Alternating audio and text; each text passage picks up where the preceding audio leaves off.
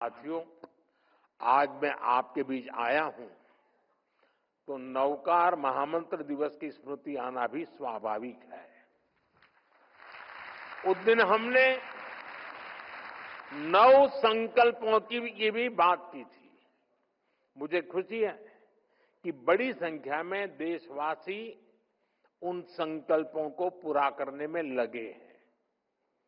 आचार्य श्री विद्यानंद मुनिराज से हमें जो मार्गदर्शन मिलता है वो इन 9 संकल्पों को और मजबूती देते हैं। इसलिए आज इस अवसर पर मैं उन 9 संकल्पों को फिर से आपके साथ साझा करना चाहता हूं। पहला संकल्प पानी बचाने का है। एक एक बूंद पानी की कीमत समझनी है। ये हमारी जिम्मेदारी भी है और धरती मां के प्रति फर्ज भी। दूसरा संकल्प एक पेड़ मां के नाम। हर कोई अपनी मां के नाम एक पेड़ लगाए, उसे वैसे ही सींचे जैसे मां हमें सींचती रही है। हर पेड़ मां का आशीर्वाद बने। तीसरा संकल्प स्वच्छता का। साफ सफाई सिर्फ दिखावे के लिए नहीं, ये भारत की अहिंसा है। हर गली, हर मोहल्ला, हर शहर स्वच्छ हो। हर किसी को इस काम में जुटना है। चौथा संकल्प वोकल फॉर लोकल। जिस चीज में किसी भी भारतीय का पसीना हो, जिसमें हिंदुस्तान की मिट्टी की खुशबू हो, वही खरीदनी है। और आप में से ज्यादातर लोग व्यापार कारोबार में रहते हैं।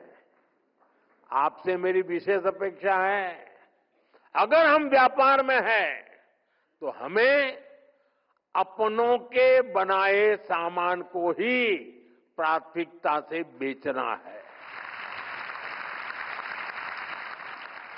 सिर्फ मुनाफा नहीं देखना है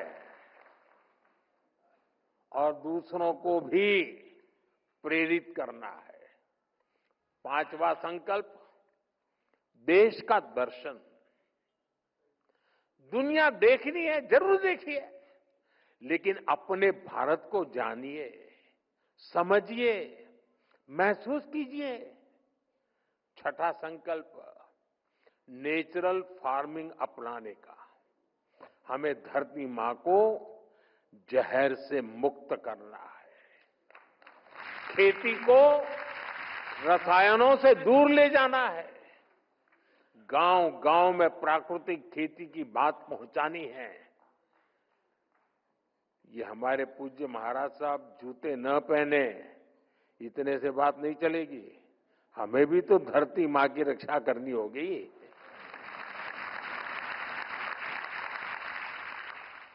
सातवां संकल्प हेल्दी लाइफस्टाइल का।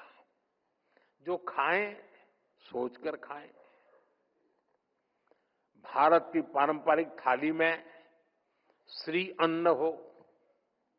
हमें भोजन में कम से कम 10% तेल भी कम करना है।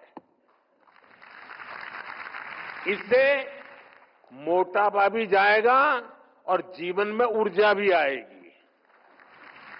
आठवां संकल्प योग और खेल का है। खेल और योग दोनों को दैनिक जीवन का हिस्सा बनाना है। नवा संकल्प गरीब की मदद करना। किसी गरीब की हैंड होल्डिंग करना, उसे गरीबी से निकलने में मदद करना, यही असली सेवा है। मुझे विश्वास है हम इन 9 संकल्पों पर काम करेंगे तो आचार्य श्री विद्यानंद जी मुनिराज जी को और उनकी शिक्षाओं को भी ज्यादा सशक्त करेंगे।